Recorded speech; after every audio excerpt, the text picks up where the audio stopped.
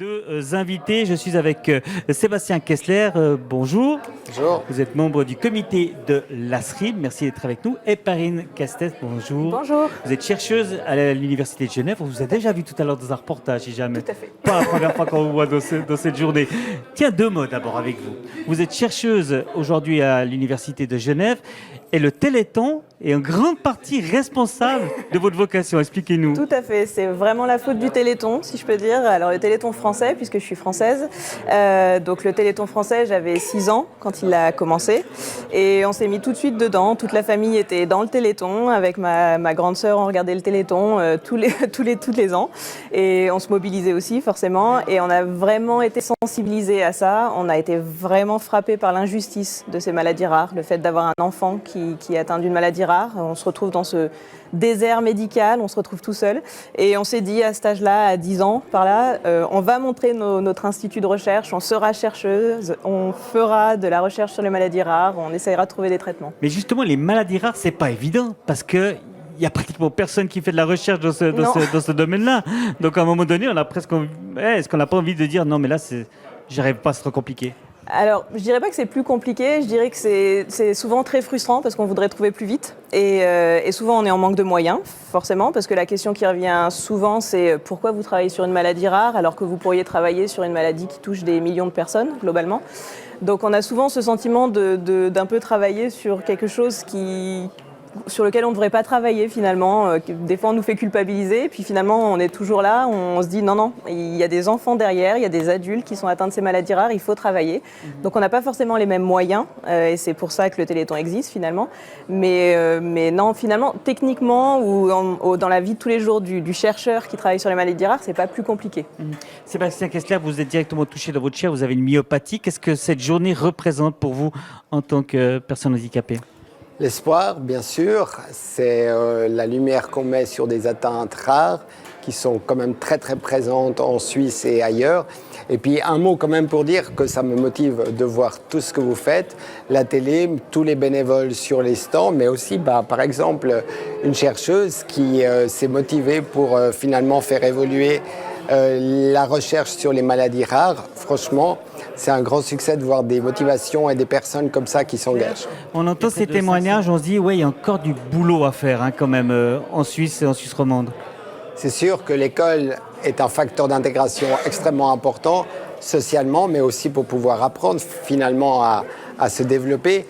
C'est pas normal aujourd'hui en Suisse romande, en Suisse, qu'on ait autant de difficultés quand on a les capacités scolaires de suivre l'école, de ne pas pouvoir y aller en fait, et que ça dépende aussi beaucoup des différentes communes, des directeurs ou directrices d'école. C'est quelque chose qui me blesse beaucoup. Moi qui ai eu la chance de croiser finalement dans des écoles des accès et des personnes qui m'ont permis de suivre une scolarité ordinaire.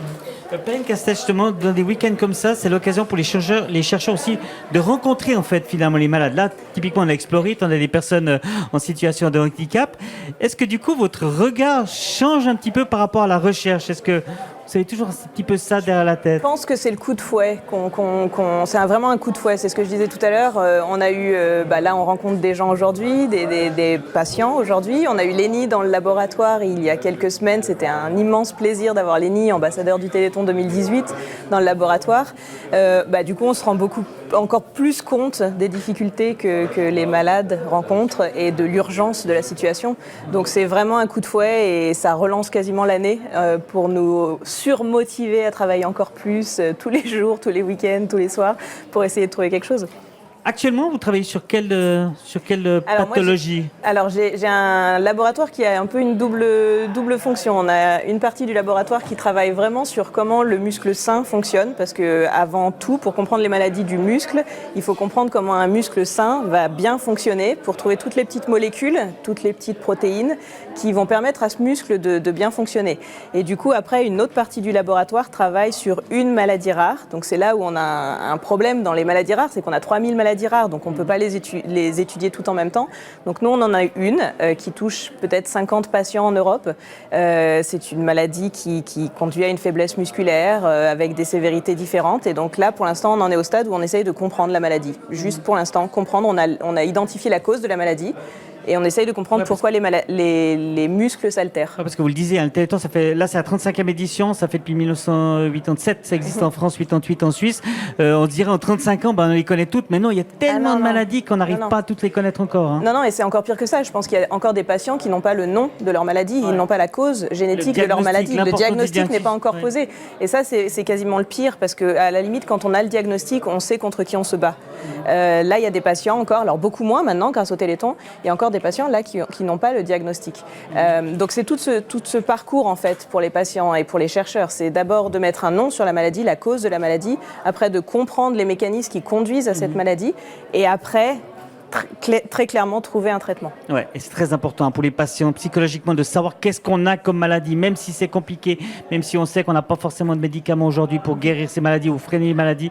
Je dirais que mettre un nom sur la maladie, c'est déjà extrêmement important. Alors c'est intéressant parce qu'on va pouvoir parler justement de l'intégration des personnes handicapées dans la vie de tous les jours. On a parlé de l'école, mais également de la vie de tous les jours.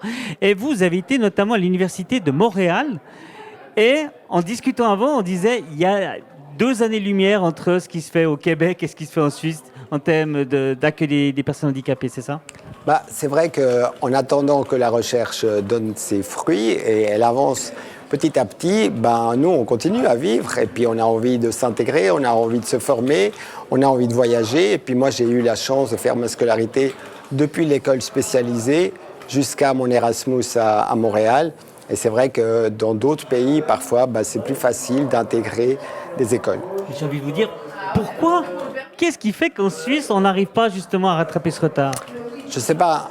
Certains diront que c'est les moyens qu'on met et peut-être on n'en met pas assez, je ne sais pas. Peut-être qu'il y a la formation qui fait encore un petit peu défaut. Peut-être qu'on fait peur aux gens. Je sais que j'ai pu faire peur parfois à des écoles, à des formateurs, à des enseignants. Mais en fait, rapidement, on voyait que ce n'était pas moi qui était le problème. Et ce que je trouve intéressant aussi dans l'école, c'est que finalement, tous les autres écoliers avec qui j'étais, eux, maintenant, ils connaissent beaucoup mieux qu'est-ce que c'est qu'un fauteuil roulant. Ils savent très bien que c'est peut-être limitant pour certains aspects, mais que pour d'autres choses, je peux être tout à fait compétitif, compétent, intégré. Et puis ces gens-là, aujourd'hui, c'est des gens qui vont engager d'autres personnes avec une situation de handicap ou avec une maladie neuromusculaire.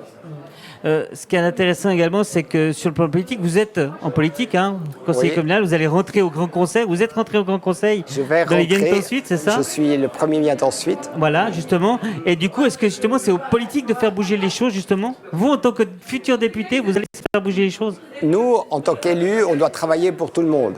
On ne doit pas non plus se focaliser sur une population bien particulière. Mais c'est clair qu'on doit représenter toute la population et que moi, avec ce que je suis, j'arrive avec une expérience, un vécu que d'autres forcément n'ont pas. Et je suis heureux de le mettre au service d'autres personnes. Mais je ne dois pas non plus en faire qu'un seul thème politique. Je crois que l'école doit être celle de tout le monde. Elle doit être inclusive pour des personnes qui ont tel ou tel besoin spécifique. On va se rendre... C'est cool, c'est vraiment trop cool. On continue à parler un petit peu de l'inclusion scolaire, l'inclusion dans la vie de tous les jours. On va voir dans quelques instants un reportage sur l'inclusion dans le canton de Fribourg. Est-ce que... C'est piège la question, je l'avoue, je suis désolé. Mais est-ce qu'il y a une sorte de concurrence entre les cantons? Est-ce que certains cantons sont plus avancés que d'autres en Suisse romande, voire en Suisse? C'est clair que la politique nationale du handicap, elle prend du temps à se mettre en place. Et on a vu ces derniers temps des cantons qui développaient des politiques cantonales, en fait. Et si vous me posez la question, oui, il y a des cantons où finalement, il vaut mieux vivre quand on a une situation de handicap. Le canton de Bâle est reconnu pour être en avance par rapport à d'autres cantons. Et je suis content que dans le canton de Vaud, on a maintenant dans le programme de législature quelque chose qui va faire avancer la question de l'inclusion de manière générale suite à 2 motions qui ont été déposées au Grand Conseil l'année passée. On parle justement de l'inclusion.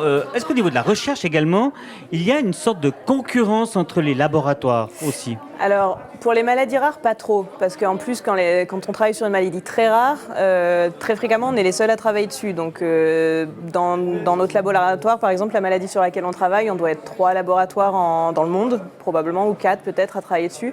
L'idéal, ça serait d'avoir des réseaux de collaboration internationaux qui permettent de mettre sur la table toutes les données qu'on a pour vraiment avoir un partage des informations, des résultats de manière très dynamique, avant même toute publication officielle, qu'on mette tout sur la table pour ces maladies rares, ça serait idéal. C'est pas encore le cas. Et justement, ce qui est intéressant aussi, c'est qu'au niveau de la Fondation Suisse de Recherche sur les maladies musculaires, il y a régulièrement des colloques qui sont organisés pour que les chercheurs se rencontrent. Et une nouvelle fois, la FSRMM est financée par le Téléthon. Et donc, grâce à l'argent du Téléthon, on organise des colloques où l'on peut discuter, les chercheurs se rencontrent. Alors, je pense qu'au point de vue international, c'est difficile de collaborer avec tout le monde. Par contre, au niveau de la Suisse, clairement, on collabore.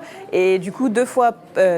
tous les 2 ans, on a une réunion, un colloque à Magliguen qui se fait avec tous les chercheurs qui travaillent sur les maladies neuromusculaires, mais aussi sur le muscle, pour savoir comment fonctionne le muscle sain. Et donc là, c'est vraiment l'occasion d'échange. Donc là, on présente tous les résultats, on ne cache rien, on discute beaucoup et on élabore des stratégies ensemble pour faire beaucoup plus progresser la recherche. Le travail de la SRIM est extrêmement important dans l'aide aux familles, aux enfants, aux malades.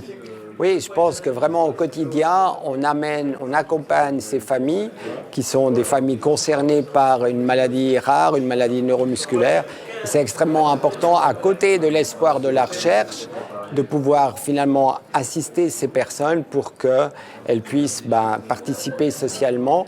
On fait des groupes d'entraide, c'est important de se connaître et de voir les problèmes que d'autres ont, que ce soit les enfants, les adolescents, les adultes ou les parents. On fait des loisirs aussi, parce qu'il faut se reposer, non seulement quand on est soi-même concerné, mais aussi les parents qui puissent eux aussi avoir une pause. Et puis bien sûr, il y a parfois des aides financières qu'on amène, qui sont obligatoires et qui sont en plus ou malheureusement à la place parfois de ce qui n'est pas fait par l'État public, par les assurances. Et sans notre aide, elle ne pourrait pas avoir un certain nombre de moyens auxiliaires, par exemple. Justement, là, c'est intéressant parce que typiquement, on va dire, oui, mais il y a l'AI qui prend en charge tout ça. Mais l'AI ne prend pas forcément tout en charge. Et la SRIM peut donner les petits coups de pouce en fait, nécessaires. En fait. C'est clair que parfois, l'assurance invalidité ou d'autres assurances, parce qu'on est en Suisse et c'est parfois très complexe avec toutes les assurances sociales, ne couvrent pas l'entier des besoins parce qu'il y a aussi des besoins très particuliers, très spécifiques. Et c'est là où la SRIM, elle peut venir. Elle a des procédures et des process très clairs et elle peut couvrir un certain nombre de déficits. Là, voilà, c'est très concret. On a certains problèmes spécifiques qu'on peut justement aider grâce à l'argent du Téléthon. Au niveau de la recherche également, concrètement, le Téléthon, à quoi est-ce qu'il vous sert finalement ? Alors, vous en parliez tout à l'heure, la FSRMM, on peut soumettre des dossiers de projets qu'on voudrait développer dans le laboratoire. Donc chaque année, on peut soumettre des dossiers en août à la FSRMM. Et du coup, on a une réponse en décembre si notre projet est accepté, parce que tous les projets ne peuvent pas être financés faute d'argent. Donc ça, il faut le dire, il faut être clair. Si le projet est accepté, on va recevoir de l'argent directement au laboratoire pour financer 2-3 ans de recherche dans le laboratoire. Donc concrètement, c'est un salaire pour un collaborateur. Donc c'est vraiment un projet soutenu par ce genre de financement. On prenait l'exemple justement qu'une bourse, ça pouvait financer soit un étudiant pendant 3 ans, soit un collaborateur scientifique pendant 2 ans, c'est ça ? Tout à fait. Donc soit un étudiant en thèse pendant 3 ans, soit ce qu'on appelle un postdoc, ça veut dire après la thèse, donc quelqu'un d'un peu plus expert pour 2 ans. Mais malheureusement, tous les projets ne sont pas acceptés. Alors justement, du coup, ça emmène l'autre question. Là, je prends votre casquette de membre de la commission du comité de fondation du Téléthon. Il y a eu un petit peu moins d'argent ces dernières années. Le Covid est passé par là, malheureusement. Et du coup, ça veut dire que moins de bourses ont pu être financées clairement ces dernières années. Alors moi, je suis au conseil depuis 1 an seulement, donc j'ai pas le recul des années précédentes. Ce que je sais, c'est que les 2 années précédentes, on avait le Téléthon. La Fondation avait décidé de donner un tout petit peu plus d'argent pour les patients directement parce qu'ils avaient été frappés aussi par le contexte sanitaire des 2 dernières années. Donc la recherche avait eu un petit peu moins d'argent ces 2 dernières années, ce qui fait clairement que moins de projets sont financés. Là, on a rétabli un peu l'équilibre, j'allais dire, mais de toute façon, ce qui est clair, c'est qu'il n'y a jamais assez d'argent pour financer tous les projets qui pourraient être menés en Suisse pour les maladies rares. Donc c'est pas une question, quand les projets ne sont pas acceptés, c'est pas nécessairement une question de qualité.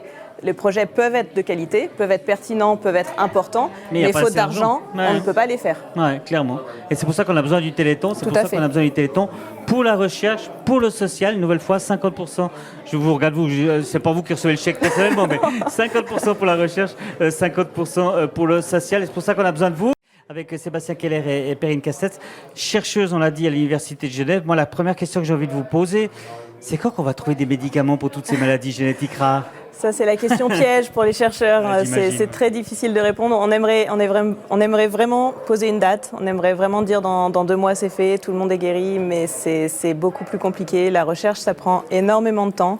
C'est très frustrant au quotidien parce que du coup, moi, je suis dedans depuis toujours et je voudrais vraiment trouver des solutions et on sent l'urgence au quotidien. On se prend, en plus, au moment du Téléthon, on se prend un coup de fouet. On se dit, mais mince, pourquoi on n'a toujours pas trouvé? Pourquoi on n'a toujours pas une solution pour les malades? Mais la recherche prend du temps. C'est des petites choses au fur et à mesure. Et malheureusement, donc si on avait plus de moyens, objectivement, on irait plus vite. Ça, c'est le maître mot. Plus d'argent, on aurait beaucoup plus on gagnerait beaucoup de temps. Cela dit, il y a des lueurs d'espoir quand même. Oui. On a vu tout à l'heure le témoignage, par exemple, de Martial, qui est atteint d'une mucoviscidose et qui aujourd'hui arrive à vivre quasiment normalement en prenant Ouais. des médicaments. C'était pas le cas il y a une dizaine d'années. On a Non. l'exemple de Grégory Le Marchal qui était décédé. Eh bien aujourd'hui, on a peut-être un peu moins de Grégory Le Marchal. Justement, on arrive à vivre plus longtemps avec certaines maladies. Tout à fait. Il y a la muco, mais c'est pas que la muco. Il y a Non, d'autres maladies. On arrive à vivre aujourd'hui. C'est vrai, plus avec, si on regarde en arrière, il y a 10 ans, je pense qu'on n'aurait pas eu l'espoir aussi concret pour la mucoviscidose. On a aussi le cas de l'amyotrophie spinale, la forme très sévère d'amyotrophie spinale. Là, ça y est, on a un médicament sur le marché. On a des enfants qui ne devaient pas atteindre 2 ans et qui ont atteint 2 ans et qui maintenant apprennent à marcher. Donc il y a vraiment des espoirs concrets. Pour la dystrophie de Duchenne, qui est la forme la plus fréquente de maladies neuromusculaires, les enfants ont gagné 10 ans d'espérance de vie sur les 20 dernières années. Donc on ne peut pas parler de guérison encore, mais vraiment chaque petite avancée de la recherche permet de ralentir la progression des maladies et de donner un espoir pour les années à venir. Et il faut le dire, il faut être clair. Ça, c'est aussi grâce à l'argent du Téléthon, clairement. C'est complètement grâce à l'argent du Téléthon. Surtout, du coup, on en parlait tout à l'heure, quand on parle de maladies rares, le Téléthon, l'argent du Téléthon, 50% va dans les laboratoires de recherche, que ce soit pour le Téléthon français ou le Téléthon en Suisse. Le Téléthon suisse donne de l'argent aux laboratoires en Suisse qui travaillent sur les maladies rares. Et grâce à ça, on a des projets de recherche sur les maladies rares qui sont en cours en Suisse. Donc c'est du concret, hein. C'est vraiment C'est du concret. complètement du concret. Et une nouvelle fois, c'est la preuve qu'on a à Villars-le-Terroir. Justement, Sébastien Kessler, quand on voit toute cette mobilisation, là, les jeunesses, ça fait des années qu'ils se mobilisent pour le Téléthon. Qu'est-ce que ça représente pour vous? Ça fait chaud au cœur de voir des gens qui se motivent, qui ne sont pas directement concernés. C'est la jeunesse aussi, c'est le futur, ça fait du bien, vraiment. Ouais. Et alors là, justement, on parlait tout à l'heure du regard des enfants, des personnes malades, mais quand on est chercheur puis qu'on voit toute cette mobilisation sur le terrain, ces personnes valides finalement qui se mobilisent pour essayer de récolter de l'argent, j'imagine que ça donne le coup de boost comme je disais tout à l'heure, mais ça fait chaud au cœur aussi. Hein. Ça fait chaud au cœur et puis finalement on se dit que ça ne devrait pas être le cas, qu'on devrait trouver de l'argent par d'autres moyens ou que ce soit des fonds publics qui viennent. On aimerait bien que les gouvernements mettent plus d'argent sur la table pour les maladies rares. Allez-y, lancez l'appel, pas de soucis. Mais moi je lance l'appel clairement, j'aimerais bien avoir clairement plus de fonds et qu'on soit même pas obligé de faire tout ça. Mais finalement ça reste aussi une fête où on pense à tous les malades.